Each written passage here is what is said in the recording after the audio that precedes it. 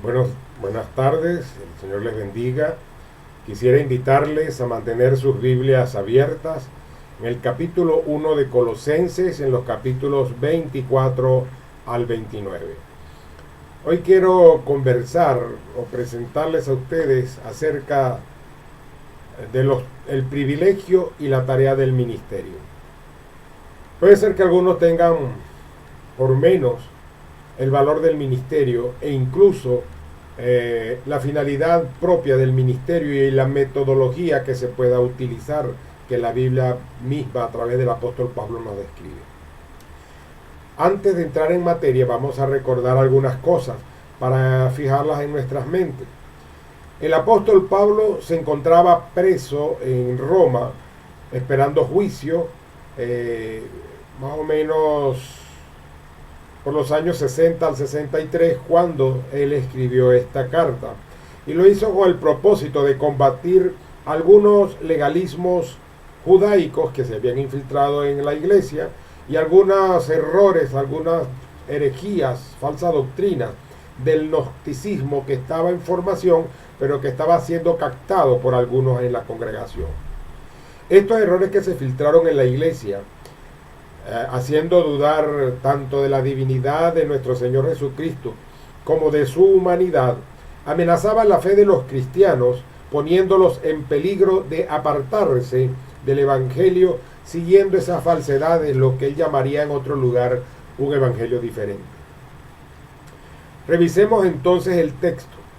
En el versículo 24, el apóstol dice: me gozo en lo que padezco por vosotros. Esto pareciera raro o hasta enfermizo.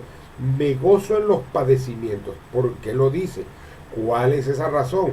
Parece que este es un pensamiento recurrente en las Escrituras. Por ejemplo, para citar otro apóstol, el apóstol Pedro, en su primera carta, en el capítulo 4, el versículo 13, nos dice: sino gozaos por cuanto sois participantes de los padecimientos de Cristo, para que también en la revelación de su gloria os gocéis con gran alegría. Los sufrimientos del apóstol Pablo son producto de la tarea, de su trabajo, de hacer conocer la obra redentora de nuestro Señor Jesucristo en el mundo gentil. Ese es su gozo, ese es su privilegio. Él estaba honrado por hacer esta labor de presentar el evangelio a los gentiles, y ese era su gozo. A pesar de que él se pudiera encontrar en ese momento en la condición de prisionero, él continuaba su ministerio, porque había podido seguir escribiendo. O sea, ni la cárcel, ni las limitaciones que tuvo presente, ni sus padecimientos fueron un impedimento para hacer la obra. Hoy nosotros debemos también pensar en esto y no ver el confinamiento que tenemos, ni ver las carencias que tenemos como impedimentos para realizar la obra que nos corresponde a nosotros dentro de nuestro país, dentro de nuestra familia, de nuestra iglesia e incluso más allá de nuestras fronteras.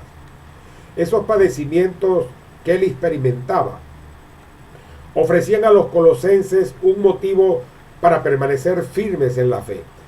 Este pensamiento él lo transmite también a los efesios, allá en el capítulo 3, en el versículo 13, donde dice: por lo cual pido que no desmayéis a causa de mis tribulaciones por vosotros, las cuales son vuestra gloria. No desmayéis por las tribulaciones que tengo, porque estas más bien deben ser vuestra gloria, porque lo estoy haciendo para honrar al Señor, honrar al que me llamó, para bendecirlos a ustedes y para servir a ustedes. Así que las limitaciones del presente pueden ser más bien un motivo de gloria. Tal vez el que las está padeciendo no puede que no se sienta tan bien, pero aquellos que somos beneficiados del ministerio de alguien, pues debemos sentirnos gozosos por eso y dar gracias a Dios por la oportunidad. Sigue diciendo el versículo 24: y cumplo en mi carne lo que falta de las aflicciones de Cristo por su cuerpo, que es la iglesia. Aquí hay un pensamiento que pudiera sonarnos un tanto raro, porque dice: cumplo en mi carne, en su cuerpo físico, lo que falta de las aflicciones de Cristo. Algunos herejes, algunas falsas doctrinas, como la romana, por ejemplo, ha enseñado que los padecimientos o que nosotros como cuerpo, como colegio, como iglesia, podemos completar la obra de Jesucristo, pero nada más alejado de la verdad bíblica, porque el padecimiento redentor de Jesucristo no tiene deficiencia, no necesita complemento, fue único, fue más que suficiente. Él mismo lo dijo en la cruz: consumado es, y se fue consumada la obra de redención, y no hay más nada que podamos hacer para añadirle ni para completarla, porque esa obra de redención fue completa. Ahora, entonces, ¿a qué se refiere cuando el apóstol Pablo está hablando de esta forma? Debemos entenderlo bajo el concepto hebreo de la personalidad corporativa. Somos un cuerpo, y por ahí comienza todo, ¿no? El pueblo de Dios es un cuerpo, es un organismo vivo, es único. La iglesia es el cuerpo de Cristo, Cristo es la cabeza de la iglesia. En el camino a Damasco, Jesús le dice a Pablo: ¿por qué me persigues? ¿A quién estaba persiguiendo Pablo? A los cristianos, a la iglesia de Dios. Pero Jesucristo le dice: ¿por qué me persigues? Porque al perseguir al pueblo de Dios está persiguiendo a su cabeza, porque Jesucristo es la cabeza de la iglesia. Entonces, la unión con Cristo implica la unión con sus sufrimientos también. No solamente la unión con su gloria, la unión con los beneficios que nos ofrece, sino la unión también con su sufrimiento. En Romanos 8:17, la Biblia nos dice: y si hijos, también herederos, herederos de Dios y coherederos con Cristo, si es que padecemos juntamente con Él, para que juntamente con Él seamos glorificados. En otras palabras, los que somos hijos, los que somos herederos, los que somos coherederos con Cristo, sufrimos juntamente con el Señor por el propósito, no por la obra, porque Él la cumplió, sino por los propósitos que Él pueda tener para el mundo y para con nosotros. Jesucristo vive en los cristianos, Jesucristo vive en nuestras vidas. La iglesia es el cuerpo de Cristo. En Gálatas 2:20 el apóstol Pablo nos dice: con Cristo estoy juntamente crucificado, y ya no vivo yo, mas vive Cristo en mí. Y lo que ahora vivo en la carne, lo vivo en la fe del unigénito Hijo de Dios, el cual me amó y se entregó a sí mismo por mí. En Efesios, en el capítulo 1, en el versículo 23, Pablo llega a decir, refiriéndose a la iglesia, que él dice que es el cuerpo de Cristo, la plenitud de aquel que todo lo llena en todo. La iglesia es la plenitud de Cristo. La iglesia padece. ¿Quién padece? El Señor. Tenemos dificultades nosotros como cristianos, como pueblo, también enfrentamos o afrontamos, o también nuestro Señor sufre o padece junto con nosotros en todo esto. Es más, tal vez lo vuelva a citar más adelante, la misma Biblia nos dice que si un miembro del cuerpo se duele, entonces todos nos dolemos con él. Así que el sufrimiento del creyente verdadero y tanto el gozo, pues llega a ser algo corporativo, algo del cuerpo, porque según Efesios 4:25 somos miembros los unos de los otros. Veámoslo de esta manera: se da usted un martillazo en el dedo, le duele el dedo, ¿verdad? Sí, pero hasta la cabeza le puede doler, le hace perder hasta el ánimo, le hace salir de sus cabales, lo puede hacer decir cosas que no debe y de las cuales se puede arrepentir, porque se golpeó un pequeño miembro, pero sufrió todo el cuerpo precisamente. Las aflicciones de cada creyente por causa del evangelio o por causa del servicio, del ministerio que nosotros le brindamos al Señor, son sufrimientos o padecimientos o aflicciones que se van a agregar al mismo sufrimiento de nuestro Señor Jesucristo, para llevar a todos los cristianos a la madurez y a la paciencia, no para la salvación, sino para llevarlos a madurar, a crecer, porque es un esfuerzo corporativo en el que todos participamos. En Primera de Pedro 1:6-7 dice que en las pruebas, en las luchas, tengáis que ser afligidos en diversas pruebas, dice el versículo 6, para que sometida a prueba vuestra fe, mucho más preciosa que el oro, el cual, aunque perecedero, se prueba con fuego, sea hallada en alabanza, en gloria y honra, cuando sea manifestado Jesucristo. El sufrimiento que nosotros podemos tener aquí, por hacer la obra del Señor, por continuar el ministerio, por presentar a cada persona perfecta, desarrollada, madura, crecida en el Evangelio, eso se va a manifestar cuando estemos en la presencia de nuestro Dios. Santiago 1:3 nos dice: mas tenga la paciencia su obra completa, para que seáis perfectos y cabales, sin que os falte cosa alguna.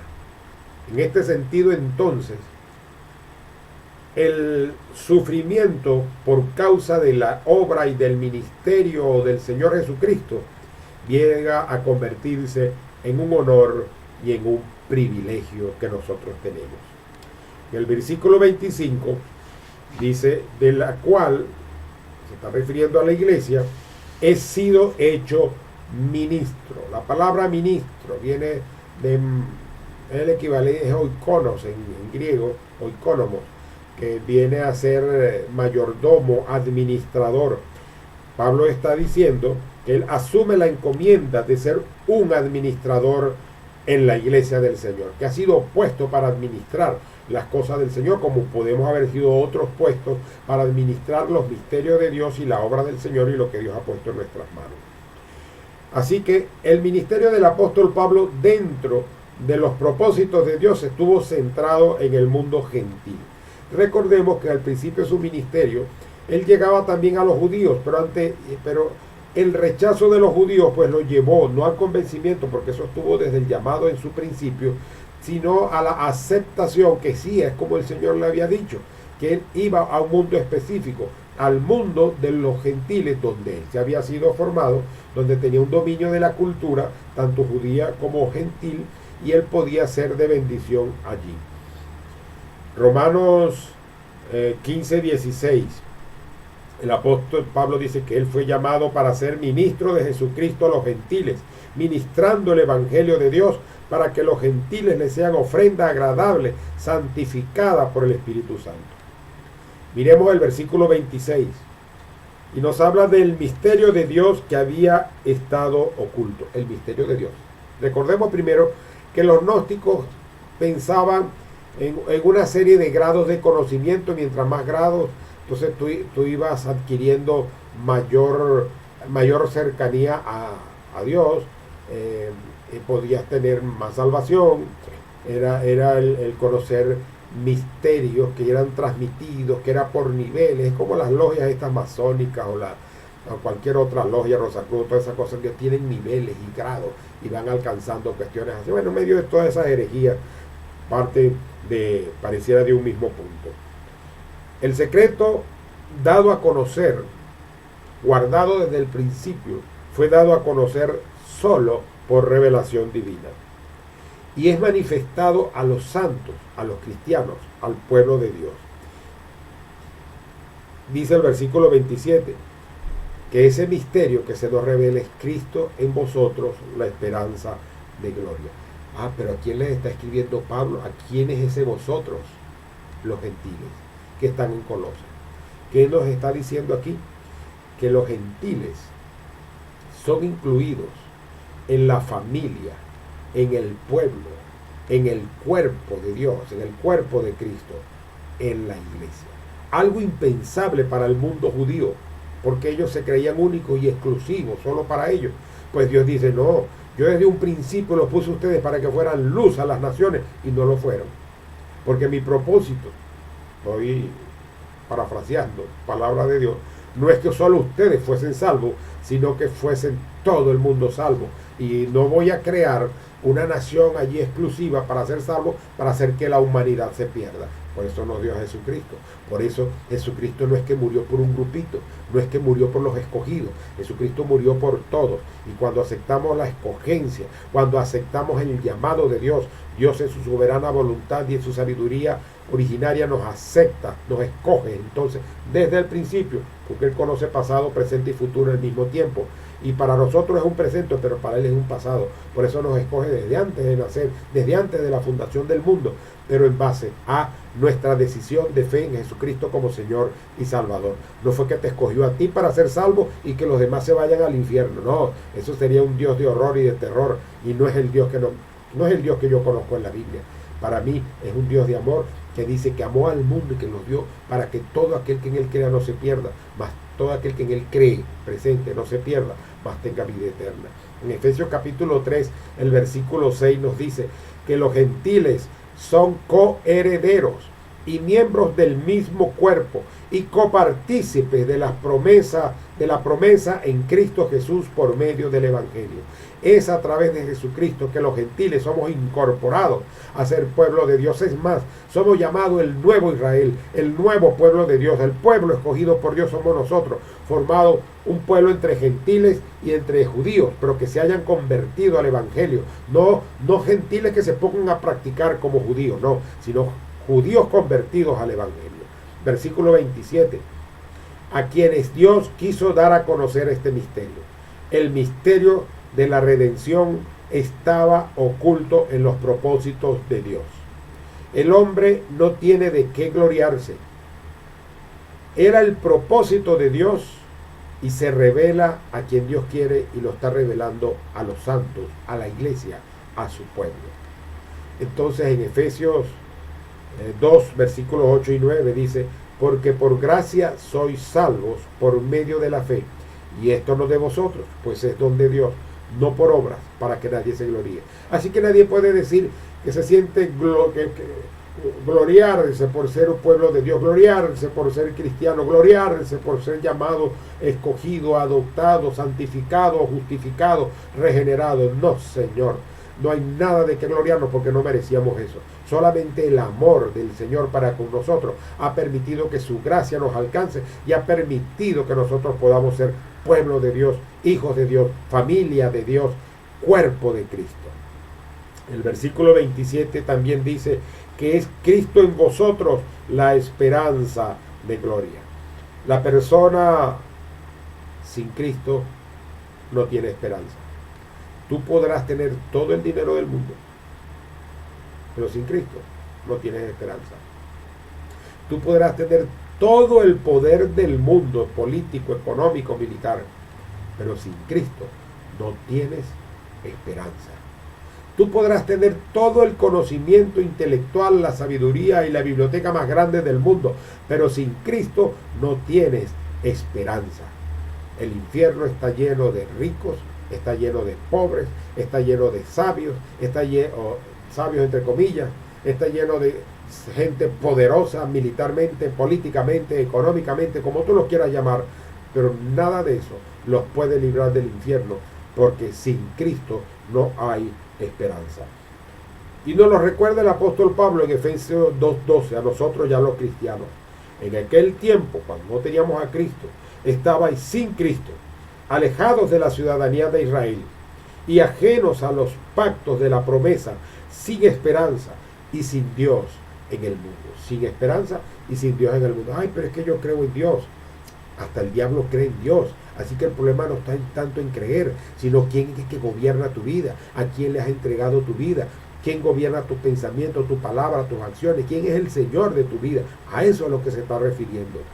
Jesucristo en nuestra vida es la verdadera esperanza de la iglesia.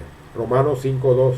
Por quien también tenemos entrada por la fe a esta gracia en la cual estamos firmes y nos gloriamos en la esperanza de la gloria de Dios. No en que yo puedo, en que yo tengo, que yo soy, sino en que Dios va a a darme algo diferente, algo especial, la esperanza de la gloria de Dios, que es cuando yo sea glorificado. ¿Cuándo voy a ser glorificado? Cuando esté en su presencia. O sea, mi esperanza consiste en que yo voy a estar en la presencia de Dios de una manera eterna, donde voy a ser transformado para estar en esa presencia, y eso se llama la glorificación. Voy a ser glorificado con el Señor Jesús para estar en el reino de los cielos de una manera eterna y permanente. Esa es la gloria que tenemos, lo que Cristo ha preparado para nosotros. Él le dijo a sus discípulos: en la casa de mi Padre muchas moradas hay, voy pues a preparar lugar para vosotros. Hay un lugar para nosotros, para los hijos de Dios, preparado en el cielo, preparado por Jesucristo. No para todo el mundo. Hay lugar, pero los lugares van a quedar vacíos. La fiesta donde el Señor invitó a las personas, la parábola, ¿no? Y entonces no fueron. Todo el mundo le puso una excusa. Y entonces dijo: busquen por los caminos, traigan. Y trajeron a todo el que pudieron. Todavía hay puesto, todavía hay cupo, porque todavía habrá cupo. Pero eso dependerá de ti, dependerá de las personas, dependerá a quien le lleguemos nosotros el mensaje, porque ellos tienen que ser responsables de su decisión de aceptar la gracia de Dios, de recibir a Cristo como Señor y Salvador, o de rechazarlo, de ponerse de espaldas de Él, porque yo tengo una creencia preconcebida, porque así me enseñaron mis padres, mis abuelos, porque este es el credo que yo tengo, porque yo hice esto, hice lo otro, pero no es lo que te dice la Biblia. Y si no es lo que te dice la Biblia, entonces de nada te vale. Veamos los versículos 28 al 29. Ya en estos versículos nos encontramos con el método y el objetivo del ministerio. Yo soy ministro de Jesucristo. Cada cristiano es un ministro de Jesucristo. Yo soy un ministro de Jesucristo puesto en el pastorado, pero otros son ministros de Jesucristo puestos como maestros, puestos como ujieres, como administradores, como directores, como músicos, pero somos ministros de Jesucristo cada uno de nosotros. ¿Cuál es el objetivo del ministerio? Pablo lo dice: presentar perfecto en Cristo Jesús a todo hombre. A todo hombre, no a los escogidos. A todo hombre, sin distinción de raza, sin distinción de edad, sin distinción de nacionalidad, sin distinción de sexo. Sexo solo dos, hombre y mujer. Lo demás es pecado y aberración ante los ojos de Dios. Entonces, ¿qué es presentar perfecto? Que sean maduros en la fe, que estemos completos en Cristo. Ese es el propósito de Dios desde el principio. Volvamos a Juan 3:16. Porque de tal manera amó Dios al mundo, no a una fracción del mundo, no a una parte del mundo, no a una parte de la humanidad, para que todo aquel, aquí sí viene la discriminación, y la discriminación la hace uno, que en él cree, solamente el que cree no se pierda, mas tenga vida eterna. Dios ha amado a todos, murió Jesucristo por todos, quiere que todos vayamos al cielo, pero solamente aquel que cree es el que tendrá la vida eterna, tendrá la bendición, tendrá la salvación. Y ese que decide creer, Dios lo escoge, lo aparta para sí, lo adopta a su hijo para que cumpla sus propósitos. En 2 de Pedro 3:9 nos dice: el Señor no retarda su promesa, según algunos la tienen por tardanza, sino que es paciente para con nosotros, no queriendo que ninguno se pierda. Que ninguno, ¿quién es? Quiere decir eso, según aquellos que dicen que Dios escogió a unos para ser salvos, que aún los escogidos pueden ser salvos. Madre herejía, tremenda herejía. No, Dios quiere que todos estemos trabajando y haciendo nuestra obra para alcanzar a mayor número, uno más para el Señor constantemente, para que entonces procedan al arrepentimiento y puedan conocer la vida eterna y puedan ser nuestros hermanos en la fe. ¿Cuál es el método? El método, aquí el apóstol Pablo nos dice: primero, el anuncio de la salvación por medio de Jesucristo. Deténganse en ese versículo 28 y 29. El método es anunciar la salvación por medio de Jesucristo. Dice Hechos 4:12: y en ningún otro hay salvación, porque no hay otro nombre bajo el cielo dado a los hombres en que podamos ser salvos. Así que tú no vas a poder ser salvo por la madre terrenal de Jesús, No vas a poder ser salvo por alguno de sus apóstoles. No vas a poder ser salvo por alguno de los hermanos carnales, hijos de María y de José. No vas a poder ser salvo porque tus padres o por tus abuelos en el cielo, etcétera. No, Señor, no vas a poder ser salvo si no crees en Cristo, porque no hay salvación por medio de otro. Ninguna de esas llamadas potencias africanas, Yemayá y cualquier otra de esas lavativas inventos que tienen satánicos te va a dar a ti una salvación, sino que te va a acomodar un buen lugar en el infierno, donde seas abrazado con terror por las llamas infernales. El método: anunciamos y amonestando a todo hombre, anunciando a todos la salvación por medio de Jesucristo y amonestando a todo hombre. Esto se refiere a la conducta. Esto es decir a la persona: esto está mal, tú no puedes decir eso, tú no puedes hacer eso, tú no puedes vivir de esta manera, tú tienes que corregirte. Así que cuando usted o yo llamamos la atención a un inconverso, o sea, una persona que no tiene a Jesucristo en su corazón, lo estamos amonestando a todo hombre. Estamos usando el método, pero antes debemos presentarle a Jesucristo para que se corrija. Y si lo hacemos a un cristiano, ya le hemos presentado a Jesucristo, ya él conoce a Jesucristo. Entonces, él tiene que escuchar la amonestación, si es verdad que es parte de uno de nosotros, porque somos los unos para los otros. Entonces, eso va a referir a la conducta, pero también va a referir a las intenciones del corazón. Y eso va a ser para conducir al arrepentimiento a las personas. Esto que estás haciendo es incorrecto, está mal. Voy a recordar al profeta Natán cuando le llegó al rey David y le contó de aquel hombre que tenía una sola ovejita, y había este otro que tenía muchas ovejas, y este que tenía mucho le robó la única oveja para hacer un festín allá. Y entonces David dijo: el tal muera. Y le dijo: ese hombre eres tú. Ajá, lo amonestó. Lo amonestó. Él sabía que había hecho mal, pero Natán lo amonestó al rey. No podemos nosotros amonestar a un presidente, no podemos nosotros amonestar a un ministro, un gobernador. Tenemos la autoridad de Dios y de las Escrituras para que corrijan sus caminos. No tenemos la autoridad para amonestar a un hermano en la fe. Tenemos la autoridad de Dios y la autoridad de las Escrituras. No podemos amonestar a alguien en la calle que está haciendo lo que no debe ser. Tenemos la autoridad de las Escrituras y la autoridad puesta por Dios. Y eso para conducirlos al arrepentimiento. El método sigue enseñando a todo hombre.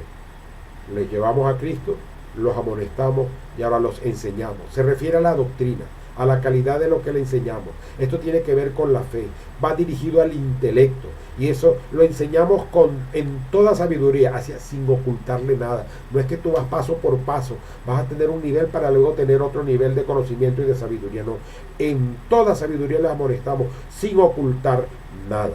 Y sigue entonces el método: trabajo y lucha, dice el versículo 29, porque el ministerio cristiano presume el trabajo, la lucha y la dificultad que nosotros debemos enfrentar.